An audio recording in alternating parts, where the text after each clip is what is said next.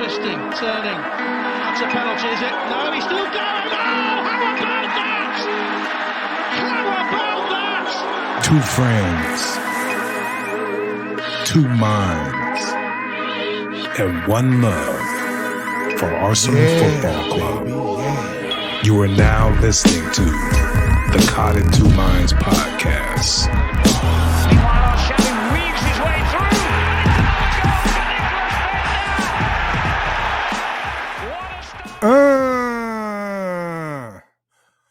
What's up? What's really going on? Welcome to the podcast, Caught in Two Minds. Your minds. I'm me, Marshall. That's Guna Rush. Hey, What's been going on? What a match. What a match. Yeah. So disappointed. Arsenal go to Old Trafford and lose. Old Troutmouth. Apologies. Old Troutmouth. And lose. Very tough place to play. But, I'm still very disappointed. Heartbroken almost. Yeah. Yes. It was a tough one.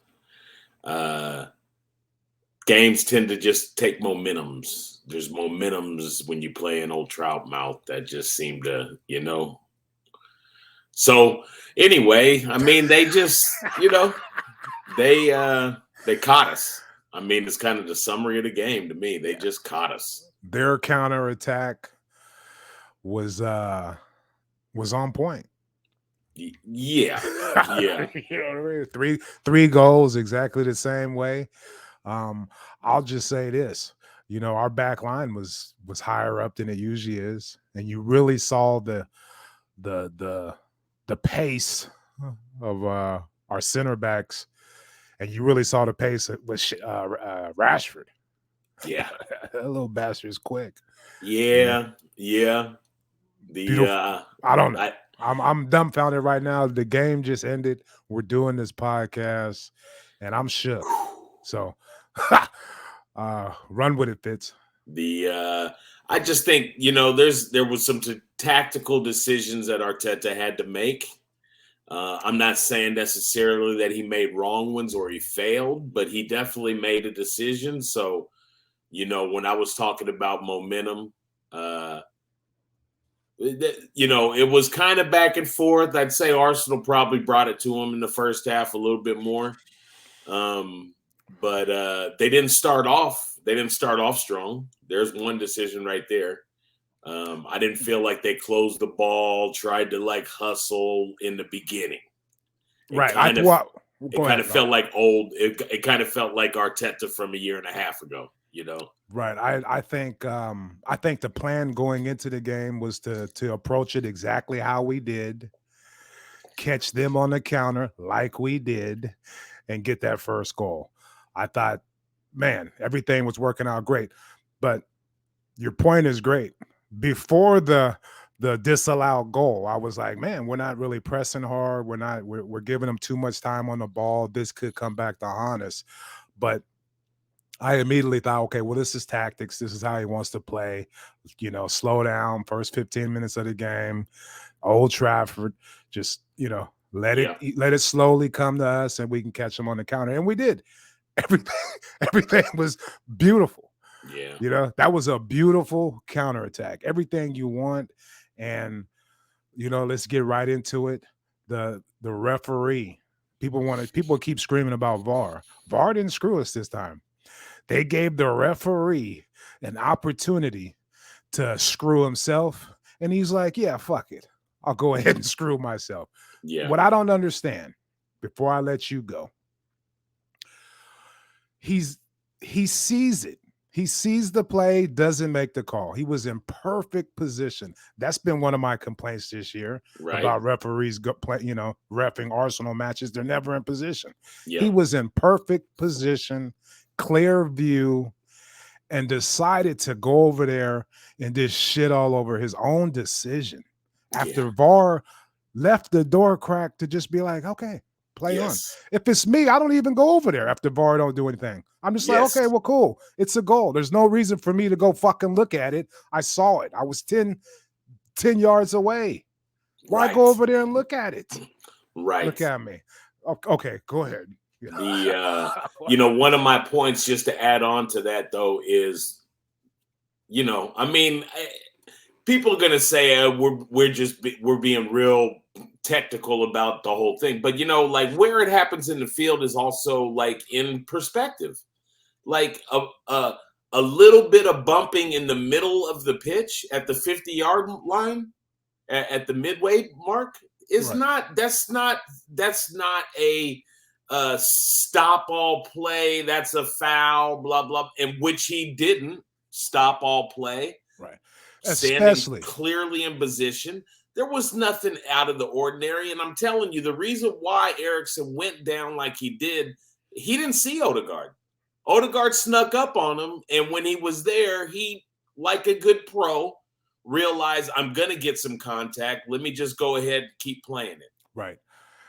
Everything you said is true, especially, the contact, where it happened, everything was overkill, especially if you got McTominay running around the pitch all day, hacking people, blatantly just hacking people, playing playing dirty, like just leaving a foot in, pushing.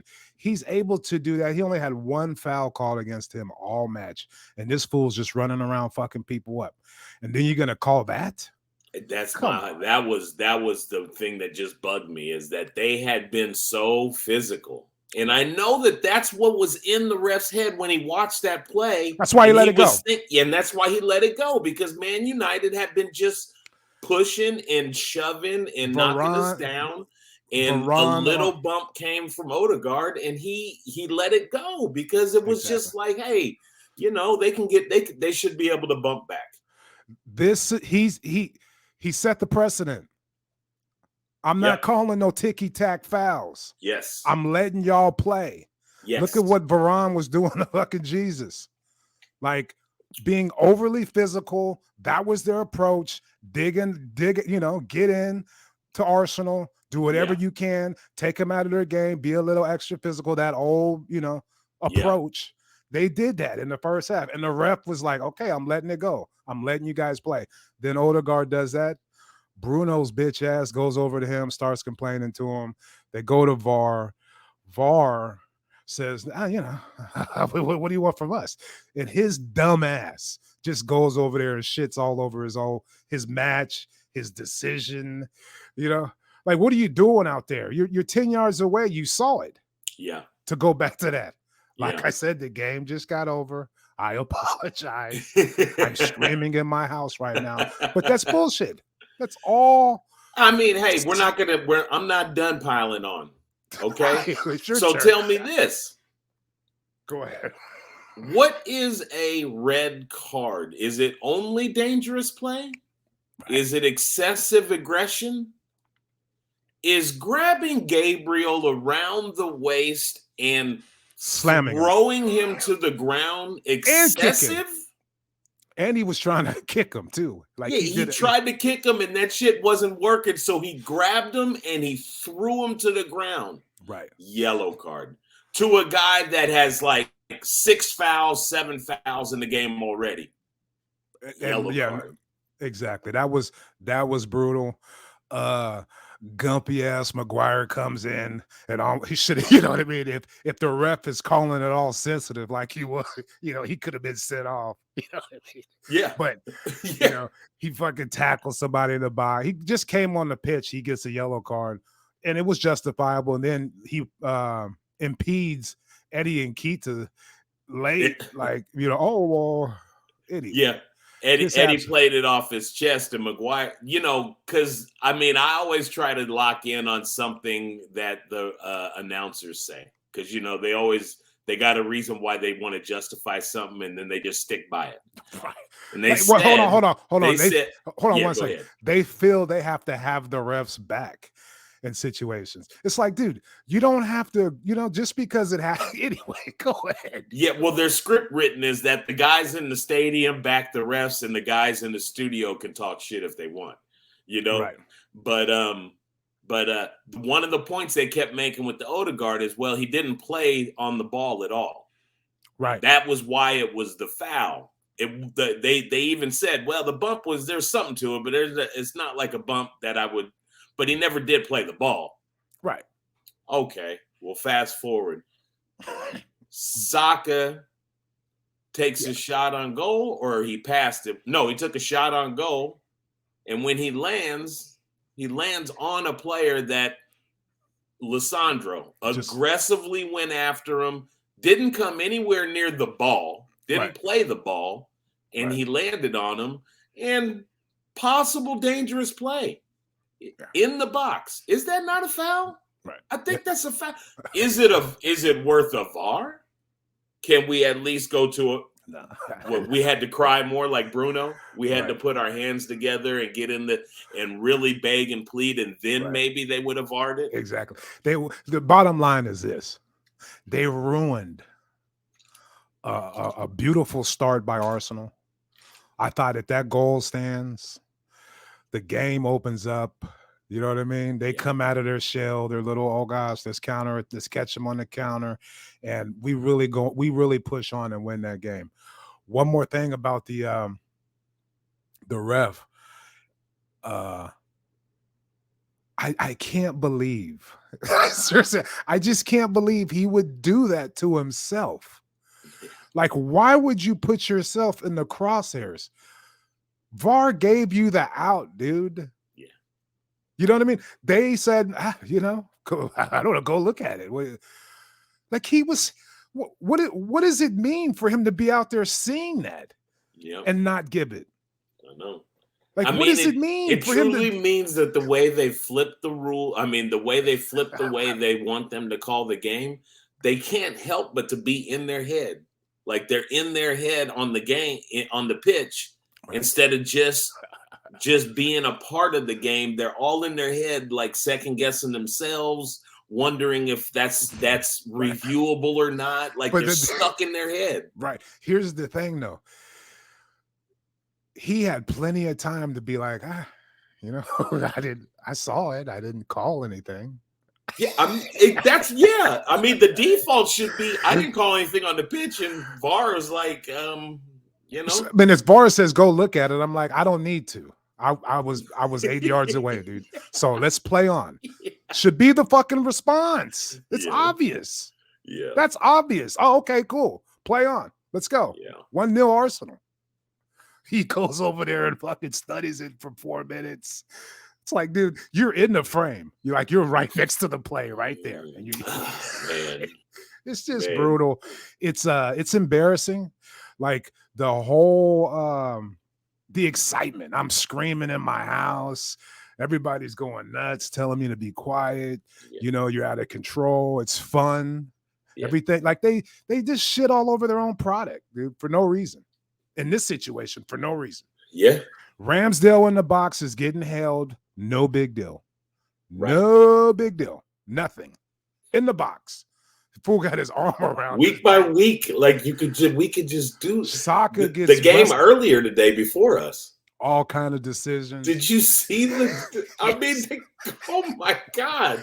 All kind of decisions. Fools, the refs are running over to look at the screen. Soon as VAR gives me that out, I'm not gonna shit all over my own decision. Fuck that. Okay, cool. Yeah. VAR didn't say nothing. I ain't saying shit. Let's play on. But no. Let's put our hands all over this, game. Who knows, dude? I don't know what's going on, but it's making it.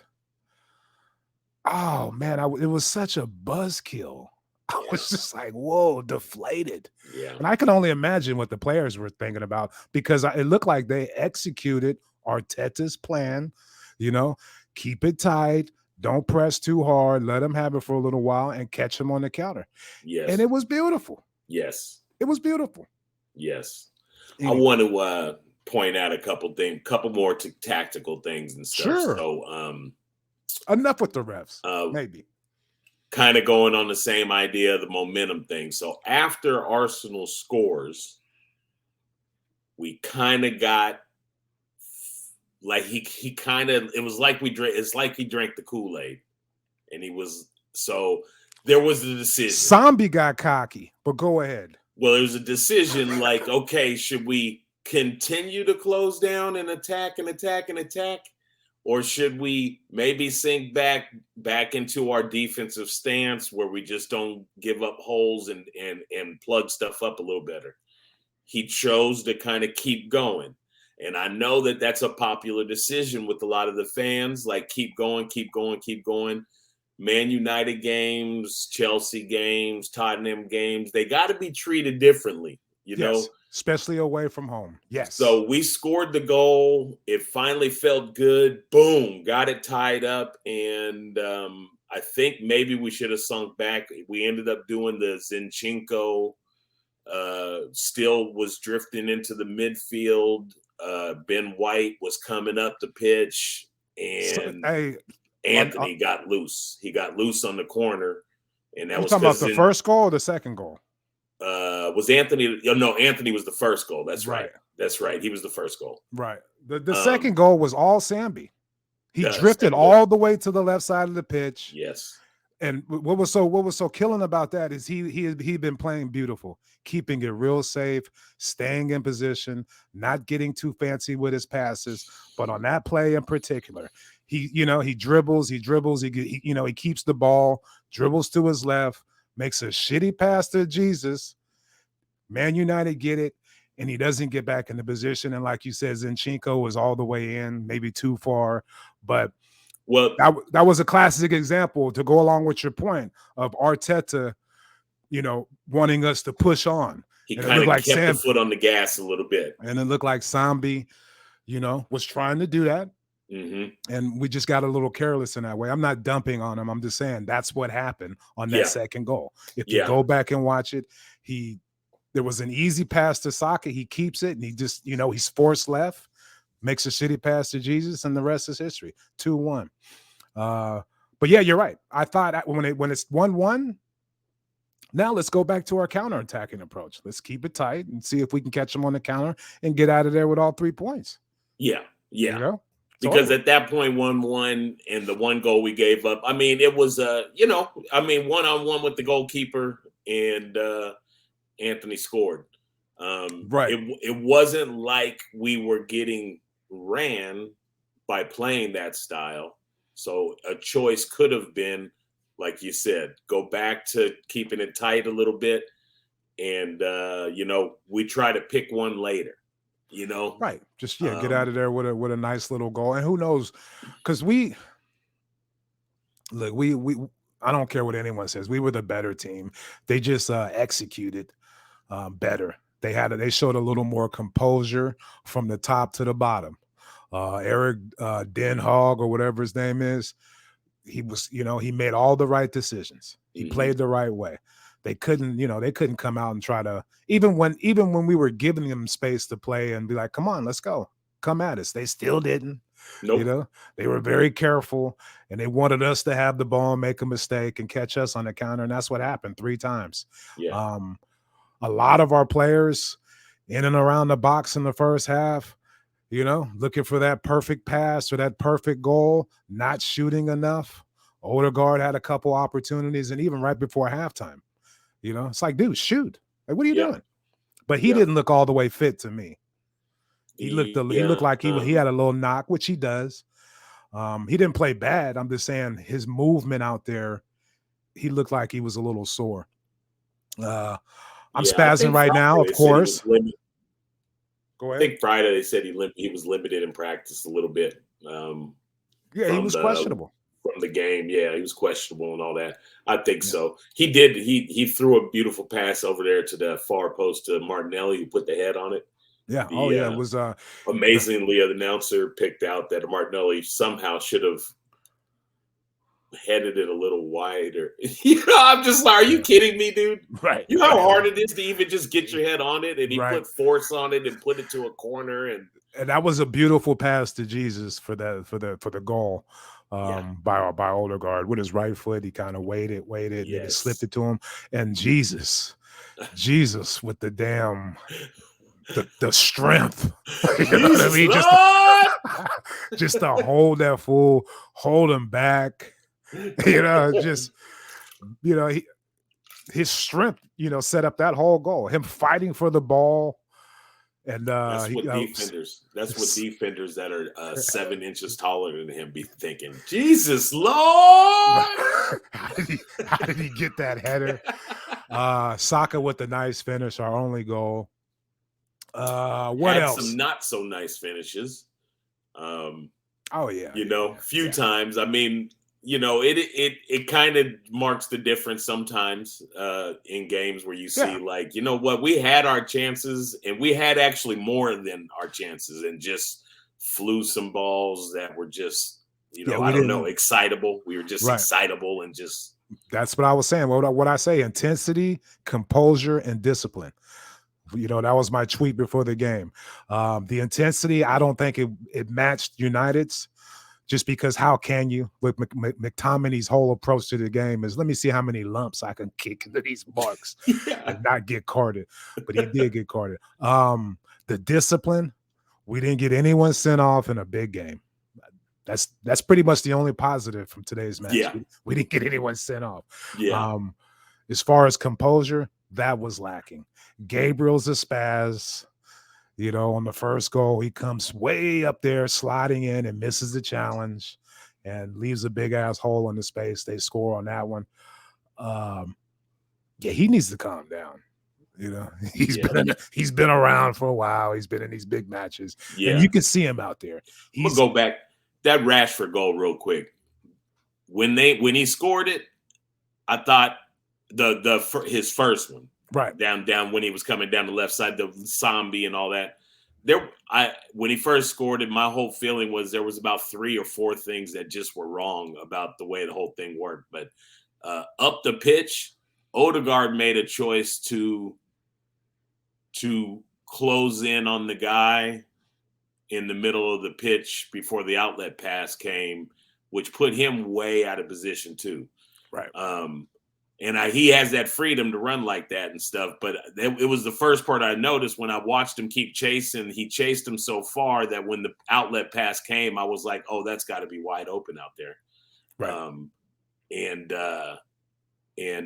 What's his name got twisted around on the second one? Willow got twisted around on that second one where he was tracking back and he was kind of in good position. Well, he was covering for Gabriel. He was covering for Gabriel, like you said. Yep. And Xhaka nowhere to be found because he's pushing up the pitch and he's doing his thing. I'm not going to go off on Xhaka, but this is why me and Fitz always say, yeah, okay, just relax with Xhaka, dude. Did he play any different than he's been playing? No. No. He made some good, he did some good things. He was up the pitch. But in that second goal, he was nowhere to be found because he was all pushed up. I'm not bagging on him, but where are the tweets? You guys who don't see Xhaka don't understand, all that bullshit. Right. I don't see any right now. It's quiet on the Xhaka front right now. It's just, my whole point has always been like Xhaka. He's solid. He's gonna give you what he can give you. And if y'all think that's as great, that is great, then that's where we differ. Like, I agree, he gives us what he gives us, and it's good in general, But if he wants to, if he's going to play up high and getting in the box, are there other people not on the squad right now, but that could have been signed that could have given you a better option inside the box like that? Yes. A lot of people would say Xhaka's way better than McTominay. But McTominay was running around fucking fools up at least. Yeah. He was a presence in the game. Like, as shitty a presence as he was as far as the fouling and the ridiculousness, he had an impact. Mm-hmm. I didn't see an impact from Xhaka. And, I'm not saying he played any different. I'm just saying, this was his, this is a game. This is what he does. It's no big deal. He didn't play bad, but the excessive amount of love and appreciation and trying to gas this guy up is just ridiculous at this point. He's a solid, good footballer. Just relax. I would like somebody a little faster, to play there. But hey, just give me a break. All right, so some of the same ugly mistakes reared their ugly head this match with, playing good, could have been one up, whatever. Gabby he didn't miss it. It was saved, but they had a great save on a Gabby header in the first half. Mm-hmm. We created some chances. I didn't think our set pieces and corners were up to standard. We kind of choked. We kind of choked. Yeah. It was too big for some of them. And you would think after this amount of time in the process and the journey, we would have been, Yeah. That's the only disappointing thing. That's that magical kind of untraceable part of sports, though. Like a young squad that's talented and been producing numbers and giving you guys results. In a big game, yeah, all it takes is 2 or 3 of those guys to kind of not be in their game mentally, and everything is just not quite clicking, right. Not the way it's been for the first 5 games, but hey, we're still in first place. We've already done what we needed to do as far as I'm concerned for top 4. We got off to a great start. Yeah. You know what I mean? As an Arsenal fan, we usually don't get off to a good start, and we're playing catch up all year, but we've accomplished that. We've made it through, the first part of the season. We got 15 points. We came across, one of our, people we're going to be competing for positions, and we lost, but we weren't at home. We were playing at Old Trafford. They got a new coach. They got all kind of new players, so everybody's exciting. It was going to be a tough match to win, but I really, I tweeted we'd win 3-1, and I was really confident about that. And so, you know what I mean? I'm humble because I was like, shit, there's no way they can beat us, was my train of thought going into this match. Now, you know what I mean? I'm a roller coaster ride, but I thought there's no way they can beat us today. Shit. We got these marks was all I was thinking. And man, they're going to be a handful for a lot of teams. I'm not going to lie. Yeah. I hate to sound pissy and moany, but like we said, like if refs are going to let you play just rough and tumble, and you try that in the beginning and you realize, damn, this ref ain't going to call shit. It's just going to get worse and worse throughout the game. So, anytime that we did come close to really kind of threatening on a break, man, somebody was trying to tackle us, kick us, whatever they had to do. Same old thing that Arsenal's always faced. And, even if you can expect that it's going to happen, it don't mean you could just survive it always. And getting beat up. It's not fair. I think somebody, Martinez hacked somebody, didn't get nothing, and then Saliba got a yellow card for some bullshit. It's just like, wow, that's his first foul, and he's so classy. Like, you're gonna do that right now after the shit we just saw Martinez do. It's just there's no standard. They like he might as well not be on the pitch. We're right back to the ref. If he's gonna go over to the TV and just shit all over his own decision. That says it all. Like, you can't even get that right. Anyway, enough. The Arteta, the 3 subs all at once. Rusty people who haven't really played all year. Smith Rowe, Viera, Eddie. I got excited when Eddie was out there, but we quickly gave away the third. But what did you think about that? Did you think he had to do it? Right before that, I said, man, I think I need me some Eddie. And they showed Eddie get up, and I was like, cool. And then there was 2 more fools standing next to him on the sideline I was like, right. Okay. And I mean, of course, I want Smith Rowe to get some time. And I wanted to see Viera play. But man, I mean, everything at once was like weird. Like, right. Especially those players. You know what I mean? And if Tomiyasu's fit, you got to start him.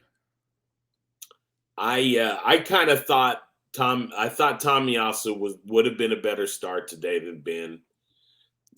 That's got nothing to do with disappointments in Ben, other than he's ran 5 games in a row now.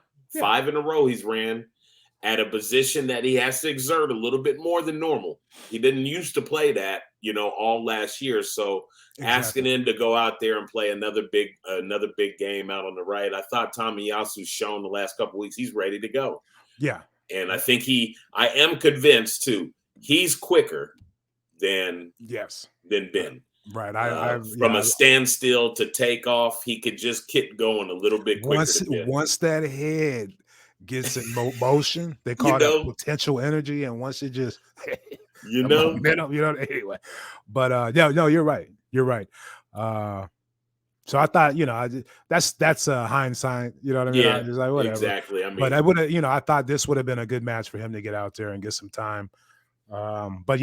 Bringing in Smith Rowe, he took off Odegaard, which to me, like I said, he kind of looked like he had a knock.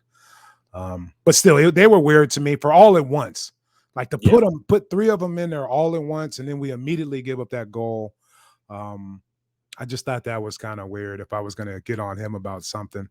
But other than that, just like last year when they got that win, it was just like, whatever, you guys ain't good. We got you. And sure enough, we got him at the house.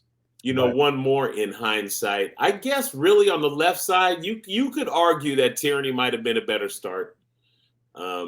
When Tierney plays, we don't do that left back drift into the middle of the pitch thing. Tierney probably stays in position more during that game. He probably can give it to Anthony a little bit more. And if you want to play Zinchenko, play him for Sambi.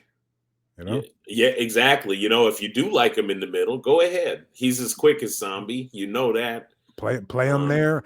And like I said, I thought Sambi played great for the first 30 minutes of that match. I was like, wow, good job, dude. Yeah. Being real careful, nice and tidy, making a simple pass. And for some reason, once we tied that game up, he just, he got a little more aggressive and he got out of position. And but yeah, that probably wasn't his call. I don't think the analysts aren't wrong. Eriksson might have kind of exploited him a little bit. He was making that long connecting pass, and a lot of that is going through Sambi's zone to get it out there and shit like that. But if Sambi's doing the tactics Arteta told him to do, then it's not really his fault. He's doing what he can. Totally. What'd you think about before we get out of here? What'd you think of Viera? He's lively. The one thing I liked, he sure wasn't afraid to take a shot. He was ready. He came on ready to throw some balls out there, Out of all the subs, he made the biggest impact as far as he wasn't tripping. The occasion wasn't too big for him. He was taking shots, and he likes to get the ball and pass it quick. You know what I mean? He made a few passes that were like, okay, I see what you're doing, young man. Yeah. So it was good at least to see him play finally. Yeah. He's a slight looking guy, but I tell you, when I look in his eyes, this is a term that we use for years. He kind of got a little sidewinder in him. There's a little something going on up there. Right. And I can't wait to see him play on Thursday. And if he plays that little boy one more game, please let that child rest. Dog ass tired. I was one point towards the end of the game where I felt so bad for him. He was exhausted. You know what I mean? Yeah. And he needs a rest. And him and Odegaard, when they get in position in the box to shoot. Quit with the extra passes. Quit fucking around. Everybody needs to have the mentality of Martinelli on this team, who's still trying to single-handedly take over world football. Yes. Everything he does is fuck it, let's go. Yes. And I think if everybody gets on that bandwagon, him and Jesus, Lord, they both get it. Yeah. Everybody else needs to get on that level. And Zinchenko.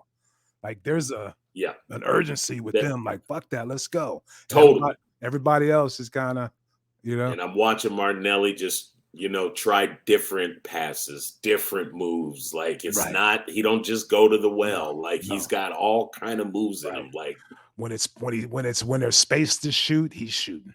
Yep. When there's not, he's gonna try to go by that guy, get on the byline and he's doing shit. Whereas you see Xhaka, I see the wheels turning now. It's just like, dude, get it and go when you're in the box. Yeah. Anyway, I'm a spaz. Hey, hey. To be this lively after an ass beating, man, I'm happy. Whatever. Oh, yeah. Let's go. I'm still fired up about the season. I think we'll come in third place this year. And I think we're going to go on a nice little FA Cup run. Those are the only two things I'm concerned about, because next year is the year all our dreams come true. Next year. Because if we get Champions League, we can buy Champions League players and mix them with this group. I think it's going to be special. So I'm okay. You don't have to worry about it. Fitz is fine. He's always, he's real chill. But yeah, thanks for all the support. Steady like Eddie. Call me. We get to see Eddie play all game on Thursday and watch. Call me. And watch. Let's go, Eddie. Watch. All day. He's starting on Thursday. Watch, Eddie. Right. You want to see work rate? Work rate. Anyway, peace out, everybody. Thanks for the support. Peace, y'all. Twisting, turning. That's a penalty, is it? No, he's still going. Oh, how about that? How about that? Thank you for tuning into Caught in Two Minds. Please head on over to iTunes to subscribe, rate, and review. All feedback is much appreciated. And be sure to follow us on Twitter at CITM Podcasts, at Guna Rush, and at eMarshall Comedy. The music of this podcast is brought to you by Statics. If you like what you hear, please head on over to staticsmusic.com and be sure to follow them on Twitter and Instagram at Statics Music. That's STATX Music. Peace.